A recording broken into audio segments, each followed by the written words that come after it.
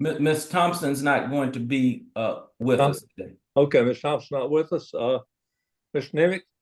Donald Demick here. Have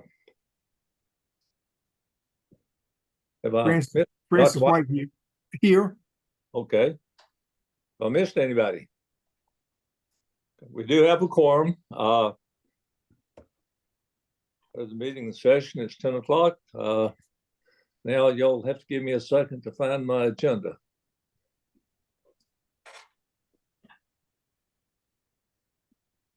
You want to forward it to me so I can print it out for you, Mr. Clemens? See if I've board packet. Do we have any public comments this morning? No public comments, sir.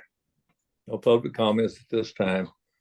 Action items: review and approve the financial amendment for the 2023 functional expenditure. Tammy? Good morning. I'm looking at page 8. Jen's on her way there. We have a spreadsheet for funds, starting with Fund 420, which is our general fund. The first column is the board approved budget for the fiscal year 23-24. And the second column is the proposed amendment. And then the third column would be the final budget amendment for the 23-24 school year. Starting with revenues, we are reducing our overall revenues by 3.7 million, primarily due to the lower enrollment that we saw this year. We've seen an increase in interest revenue, which is due to the Federal Reserve rate hikes that we've seen the past years, and they haven't been lowered yet. We've also seen a few sources of other revenue from a dual credit teacher program and also a rebate for a professional development program that we had this year.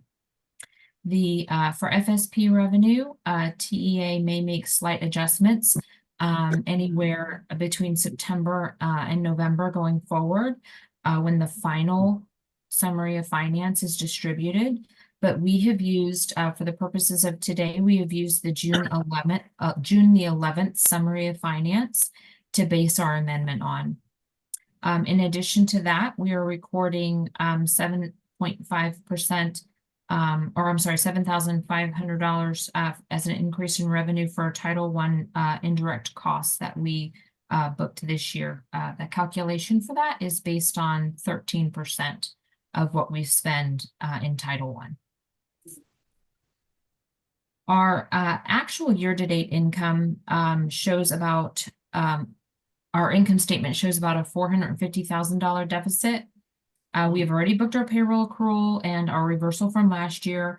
And we've also accounted for, given ourselves a little room, about $240,000 of expenses that we will continue to receive through the remainder of June.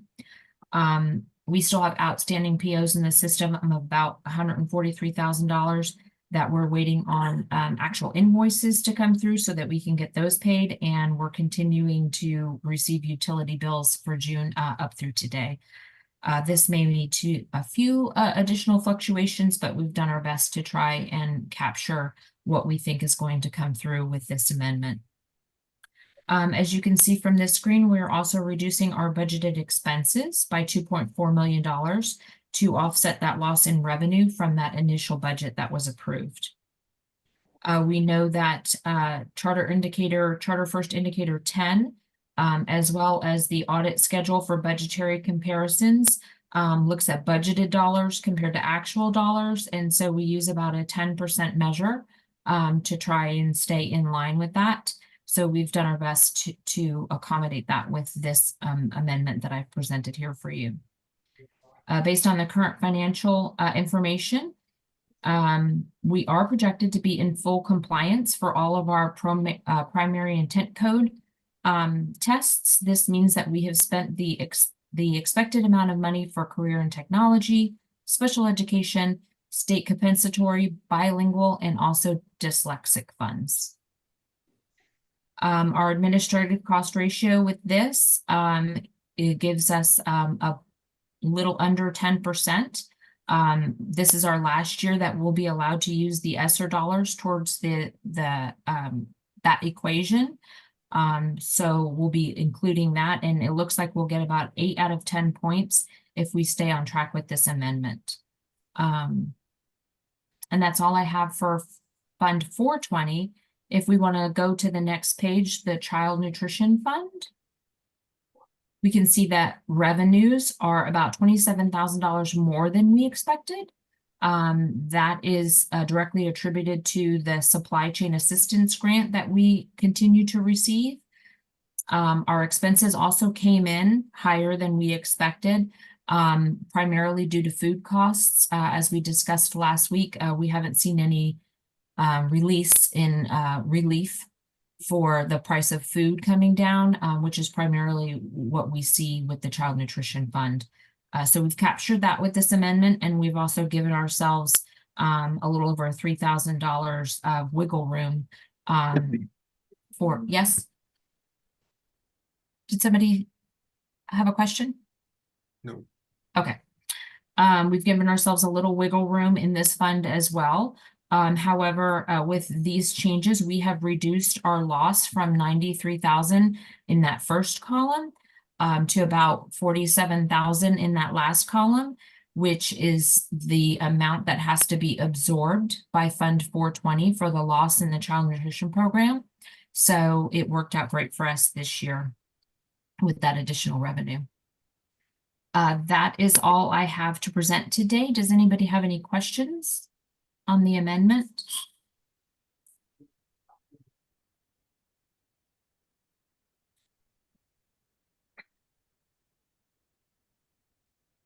Tammy, I think you're doing Yes. a wonderful job. you. Questions really quickly. And so I'm kind of, I know we talked about how this year's budget is going to be fluctuating. But with the new amendments coming in there, do we foresee any future amendments coming in, and where exactly should we be scoping at more directly? Thank you. This will be the last amendment for the 23-24 fiscal year. According to the TEA guidelines, this has to be approved before the end of June. So that's the reason why we call this special meeting, giving us the most time that we can to, try and capture all the expenses that we can, because it is really a prediction through the end of the fiscal year, which ends at the end of June. So this is a statutory box that we're checking today to make sure that the board approves the final budget. I think in discussions with Dr. Anderson, we always want to look at that enrollment number that we're going to be concentrating on for next year, and really trying to bring that number up. For the most part, this year, I think the only additional expenses that we'll see coming in are the things from the last couple weeks. The board retreat will need to capture in here. Facility expenses are normally something we see a lot at the end, right? We don't have our utility bills, we don't have our phone bills, we don't have a lot of those things yet that the audit requires us to put into June, because they are for June dates of service. So for the most part, I think those will be the fluctuations that continue to come in. But we've really kind of scrubbed everything and looked at it, and hopefully for the most part, like instruction and the academic side of things are pretty much captured. It's just like maybe some travel and some facility expenses that are still coming in, but we've also captured the debt service, which was a big adjustment this year. As you know, the Fort Worth and Amarillo projects were new for us this year, buying those buildings in December. And Function 51 is our debt service. And we had to put a little bit of extra money in there because of those two projects, and the interest rates are a little high right now. But I know Carl and I are talking to Frost Bank a lot about, trying to capture the best moment to get those interest rates down as we look at, those projects in the future. Thank you. Amy, I'm a little bit limited on the small screen to see everything, but did you mention what is I know this is our, next year we're going to a deficit budget. This year, are we ending with a, in the black, are we positive? And if so, is our fund balance or our cash position, how are they affected in your best projection? Jen, if you want to scroll up to page 8. This is the Fund 420. This is Fund 420 is our state FSP, as you know, account. This is directly related to the money that we get for attendance and enrollment. The final column at the very bottom is a deficit of $680,000. I have given us at least $200,000, closer to $250,000 of a cushion. So this would, in my estimation, this is the worst case scenario because we don't want to go over. As you know, Mr. Clemens, with the audit, the last thing you want to do is go over what the board approves. So we have to leave ourselves plenty of cushion for things that may come in through the end of the month. So this is on the heavy end. If we've captured most of what we're trying to capture, hopefully this will come in closer to about a $400,000 deficit. But when I ran the financials yesterday, we were currently running at least high $300,000 deficit, considering the 2 payrolls have already been processed for June, which is our biggest expenditure, and no additional revenue is recorded for June because the school days are actually over. So we will be running a deficit. It will dip into our almost $15 million net asset reserve. Okay. Any other questions? We have a motion to approve this budget amendment as presented. Donald Demick, I move that the board approve the budget amendment for the 23-24 fiscal year. Here's a Francis. Pearson, I second. We have a motion to second vote. Ms. Pearson? Yeah. Yes, I'll Mr. second the Nemick? motion. Yes, I vote yes. Ms. Pearson? You vote yes. Dr. White, yes. Yeah, yes, Francis White, yes. Robert Clemens, yes. Motion carries unanimously. Okay, we move to our next agenda item. I believe that's don't have it in front of me. Carl, are you up next? I am. So what my item is, I'm requesting that, or the administration is seeking your approval to utilize job order contracting as the delivery method for our Amarillo renovation project. Job order contracting is a collaborative and efficient approach that allows us to address renovation, repairs, sustainability, maintenance, and minor new construction projects by leveraging the Sourcewell Cooperative Purchasing Program. We can benefit from transparent pricing and compliance with procurement laws. I recommend job order contracting as the most effective solution for our Amarillo project. Just some background on that. For the Midland project, Corpus project, all the ones that we did prior to this, we used competitive bidding or competitive sealed proposals.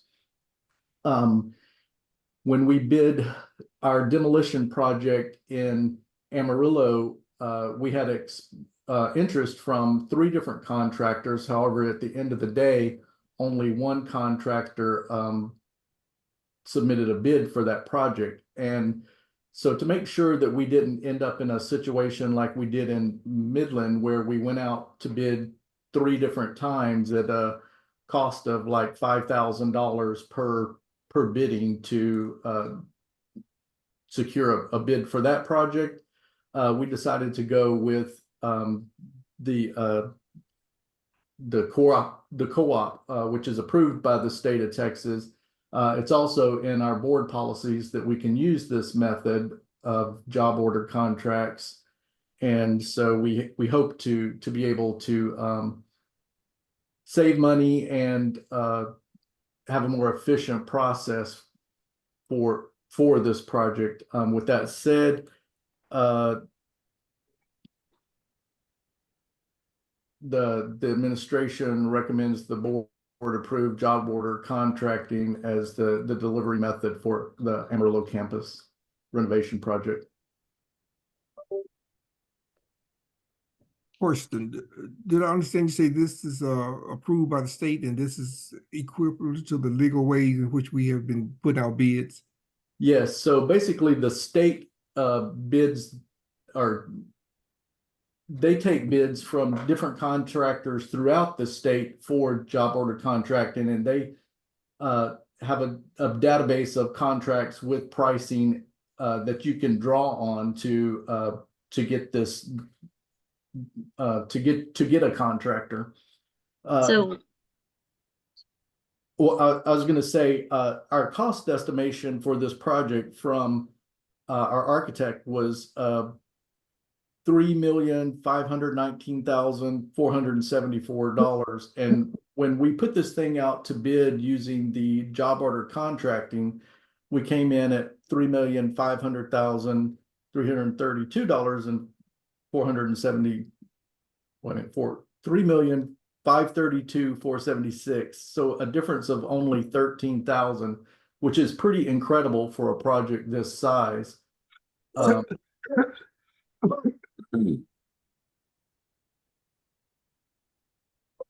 so what I understand is just kind of allows you basically to be able to do the shopping around and making it just more reasonable for this particular project versus going with the options that are available.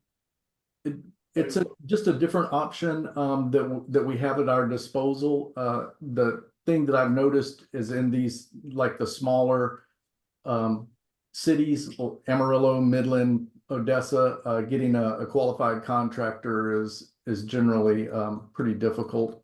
The contractor that we're working with for this project is approved by Sourcewell and the state of Texas, and they also have done work in the Amarillo area for the city of Amarillo, as well as the Amarillo ISD, and they're an established contractor. So I expect that we'll have much better success going forward with this. Carl, one of course, you've done a good job in explaining it, but help me if you will. This is not like bidding, is selecting from a group of contractors that the state already has listed in terms of bidding for jobs. Am I correct? Help me with that. Correct. So the state has already bid these services, and they have a list of contractors that you can choose from. And the contractors are required to follow the state's pricing on this project. Gotcha. Okay, thank you. I think this is a good move. I'm assuming that the bidders did not have access to our architect's estimates.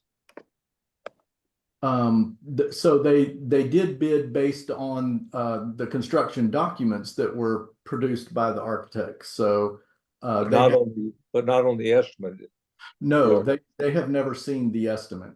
Okay. That'd be my only concern, is to be sure that they didn't have a chance to peep at the architect's estimate before they finalized their proposal. They did not. When it comes within $13,000 on a $1 million plus bid. But anyway, I any other questions? I propose that we accept this. I make a motion that the administration we accept the board, but that the board approve the job order contracting on the delivery method for the Amarillo campus renovation project. We have a second. Francis White, I'll second. A motion to second. Call for the vote. Ms. Pearson, Mrs. Pearson, yes. Mr. Nemick, Donald Nemick, yes. Francis Dr. White, Francis White, yes. Robert Clemens, yes. Motion carries.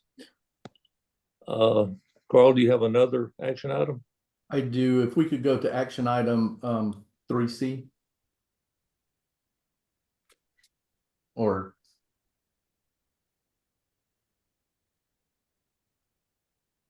Do you want the slides? Yeah, this is it right here. Okay.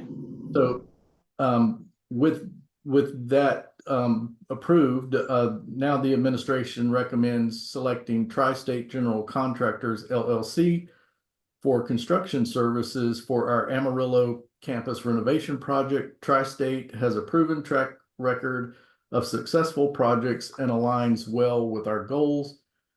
Tri-State General Contractors LLC's bid closely aligns with the cost estimate from RMA's architect, Marmon Mock. Additionally, they have provided exceptional service during our demolition phase of the Amarillo campus renovation project.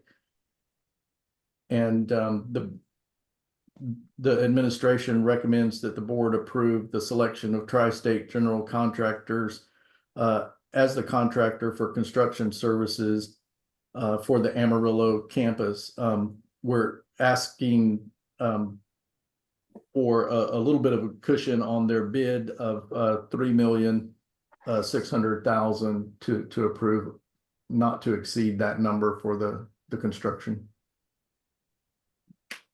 or for their contract. Any questions? Comments?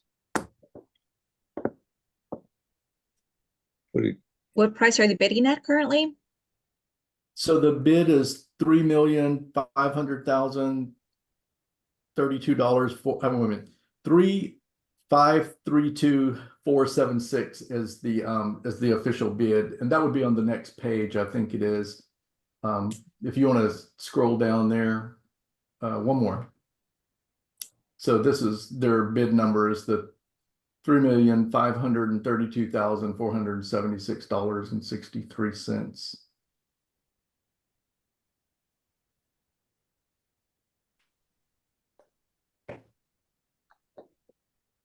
We have a motion.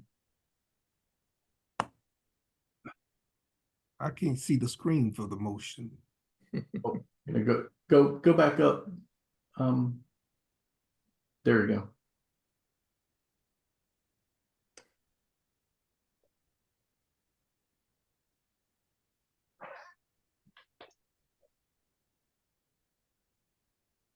I'll try to read it. Let me.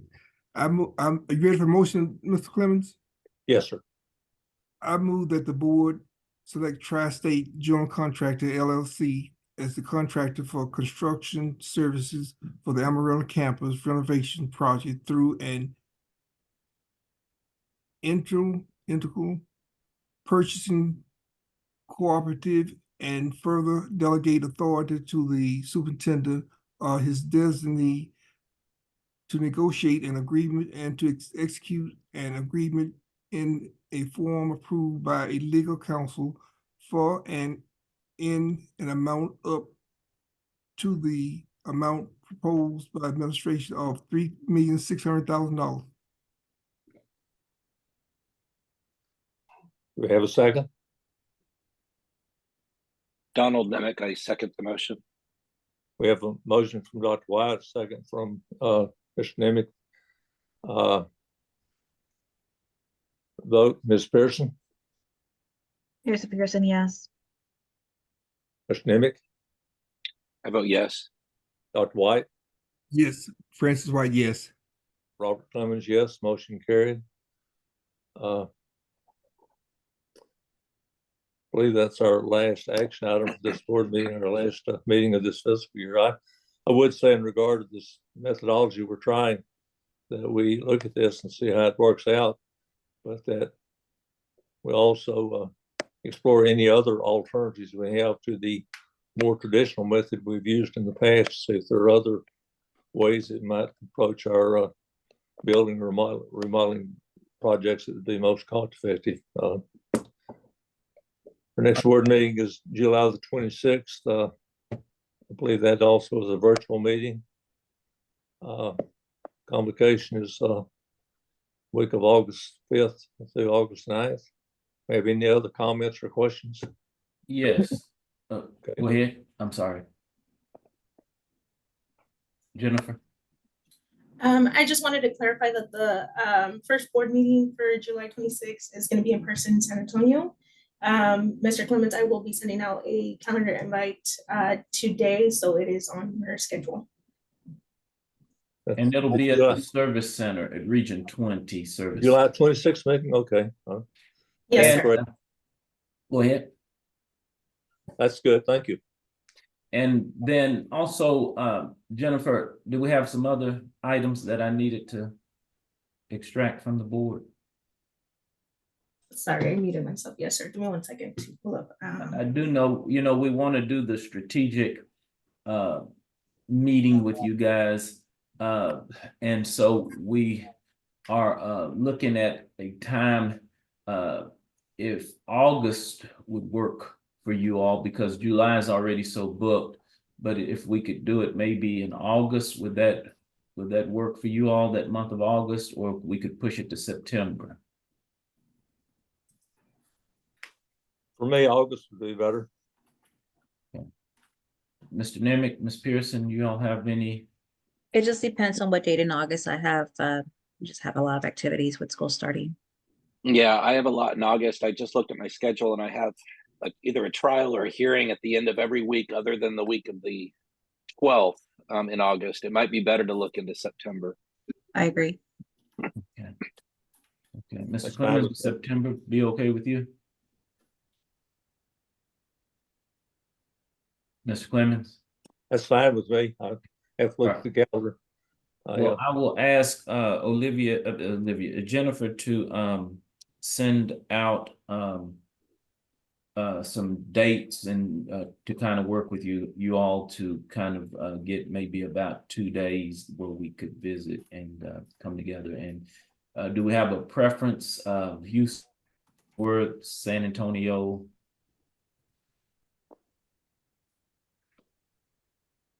Anywhere but Austin would always be my preference, but I'm okay with whatever anybody else. If Austin has to be it, I'm okay with that too. Okay.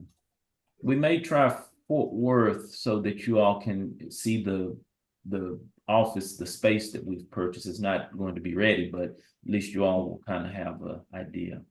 Sounds good to me. Okay, so we'll plan for Fort Worth. And was that it, Jennifer? Yes, sir. The only other thing that we had spoken about was the Killeen campus in case we could not secure space in San Antonio. But that has been confirmed. Yes, so we're good on that. Yes, so we're good on that. All right. Okay. Well, No, just a reminder, the central office, the whole district will be closed for the next 2 weeks. Today is the last day for us, and we'll be back July 10th from the vacation. Super. And then Jennifer, can you stay on for just a minute afterwards? Of course, yes. Thank you. All right. Well, thank you all. Meeting's adjourned. See you in July 26th. All right. You all take care. All right, y'all enjoy your break. Have a great Thank you.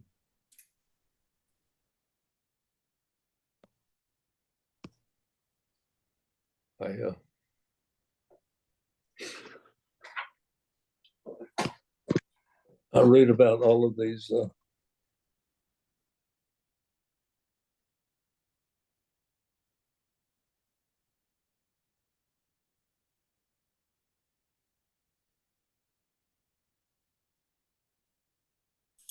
Okay, Marissa, we're the Hey, only girly, ones on how are the- you? I'm good. Let me No, I turn on see you my were shutting down camera. everybody else. I got it. Quickly, just a couple of things while I have you here, and then we can just, Of and we're still in course. work mode. Yeah, of course. For the Boston trip, who else is going? Is it gonna be you?